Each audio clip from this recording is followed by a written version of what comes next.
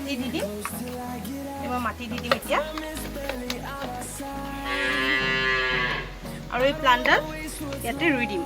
এটা আপুনি হিচাপ কৰি ল'ব যে কিমান হিচাপত দিব প্লান্টডাল ৰুব লাগিব সেইটো আপুনি দিব কিন্তু এটা কথা ইয়াতে যে এইবোৰ মাটি যে এনেকুৱা হেৰি হৈ আছে ঠুক খাই আছে এইটো আপুনি অলপ উলিয়াই দিলে ভাল হয় কাৰণ কিয় তেতিয়া মানে ইয়াত মানে অক্সিজেন পাব আৰু এয়াৰ অলপ হাৱা বতাহ পালে তেতিয়া গছডাল ধুনীয়াকৈ বাঢ়িব কাৰণ এইটো নাৰ্চাৰীৰ পৰা অনা হয় আৰু ইয়াতে বহুত টান হৈ থাকেতো গতিকে এইবোৰ সাৰবোৰ দিয়া মাটিবোৰ নাপাব সেইটো কাৰণে আপোনালোকে ইয়াতে এইটো অলপ এনেকুৱা কৰি দিব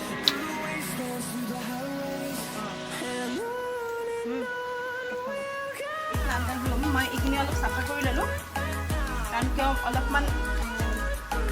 খাদ্যবোৰ অলপ পাব লাগিব সেইটো কাৰণে মই অলপ চাফা কৰিলোঁ এতিয়া মই ইয়াতে আৰু অলপ মাটি দিম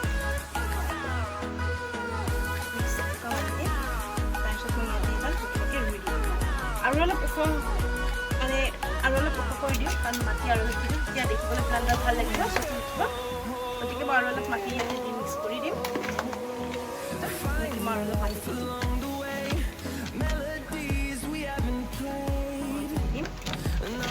মই এই কোকোপিটটো এটা মানে বক্সত আছিলে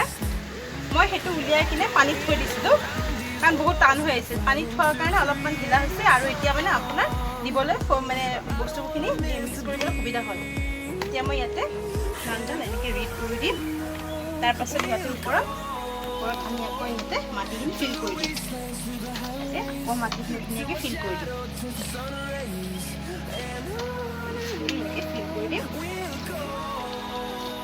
মই যিখিনি সাৰ ইয়াত ব্যৱহাৰ কৰিছোঁ এইখিনি আপুনি এবাৰ ইউজ কৰক এবাৰ আপুনি পটটোত ৰুওঁতে ব্যৱহাৰ কৰক তাৰপাছত আপোনাৰ এবছৰ দুবছৰলৈকে আৰু আপুনি একো দিব নালাগে খালি আপুনি মাজে মাজে পানী দি থাকিব মাটিত শুকাই যোৱা পানী দি থাকিব আৰু তাৰপিছত আপুনি তেনেকৈ পাতবোৰ অলপ চাই থাকিব তেনেকৈ আপোনাৰ হৈ যাব আৰু বিশেষ আৰু আপুনি সাৰ দিব নালাগে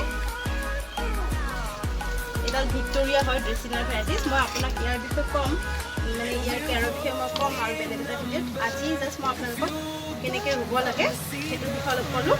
এনেকৈ আপুনি পটটো অলপ এনেকৈ কৰি দিব যাতে মাটিখিনি ধুনীয়াকৈ ইয়াত হৈ যায় পুৰা সমানত ৰুব আৰু ইয়াতে আপুনি অলপ এনেকৈ যিহেতু মই ইয়াত কোকোপিট ব্যৱহাৰ কৰিছোঁ সেইটো কাৰণে ইয়াত আপুনি মানে এতিয়া মই অলপমান পানী দি দিম ইয়াৰ পিছত আৰু মই 4-5 দিনৰ ইয়াত পানী ব্যৱহাৰ নকৰোঁ কাৰণ কোকোপিটে মানে ধুনীয়াকৈ আপোনাৰ মাটিখিনি আপোনাৰ মইষ্ট কৰি ৰাখিব গতিকে ইয়াত আৰু পানী দৰকাৰ নাই আৰু এই কোকোপিট যিহেতু ব্যৱহাৰ কৰিছোঁ গছডাল কোকোপিট বাৰ্মি কম্পষ্ট ব্যৱহাৰ কৰিছোঁ যেতিয়া গছডাল ধুনীয়াকৈ বাঢ়ি থাকিব